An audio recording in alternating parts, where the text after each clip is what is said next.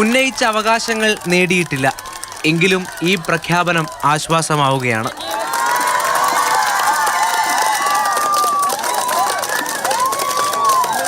സന്തോഷത്തിന്റെ പേരിൽ കരഞ്ഞുപോയെന്ന് തങ്കമണി. നല്ല പ്രായത്തില് സത്യസന്ധമായി ജോലി ചെയ്ത ഒരു ആശാവർക്കറാണ്. വീട് കെട്ടിട്ട് 30 ദിവസമായി. മക്കളെ ഭർത്താവിനെയല്ല ഞങ്ങൾ എന്തൊക്കെ പറഞ്ഞ് പരിഹസിച്ചിട്ടുണ്ടെന്ന് അറിയാമോ? ഒരുപാട് സങ്കടം ഉള്ളിൽ ഒതുക്കാണ് ഇവിടെ ഇരുന്നത്. കണ്ണീരിനു പിന്നിൽ ആശ്വാസം മാത്രമാകില്ല. കഴിഞ്ഞ 30 ദിവസം ഇവർ കടന്നുപോയ ദുരിതങ്ങൾ കൂടി ഉണ്ടാകും.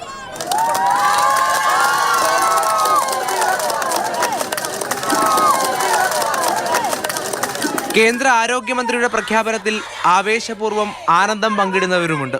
30 ദിവസത്തെ ഈ രാപകൽ സമരം കൊണ്ട് രാജ്യസഭയിലും ലോകസഭയിലും നമ്മുടെ പ്രശ്നങ്ങൾ ഈ കേരളത്തിന്റെ മാത്രമല്ല ഇന്ത്യയിലെ മൊത്തം 10 ലക്ഷത്തിൽ പുറത്തു വരുന്ന ആശമാരുടെ കാര്യങ്ങൾ ശ്രദ്ധയിൽപ്പെടുത്താൻ കഴിഞ്ഞ ഞങ്ങളുടെ വിജയം തന്നെയാണ്.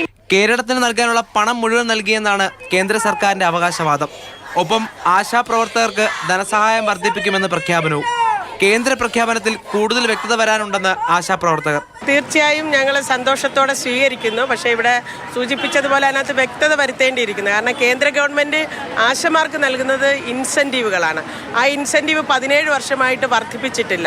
ഓണറേറിയം വർധനയിലും പെൻഷൻ ആനുകൂല്യത്തിലും സംസ്ഥാന സർക്കാർ അനുകൂല നിലപാട് അറിയിച്ചില്ലെങ്കിൽ മാർച്ച് 17-ന് സെക്രട്ടേറിയറ്റ് ഉപരോധിക്കാനാണ് പ്രതിഷേധക്കാരുടെ തീരുമാനം.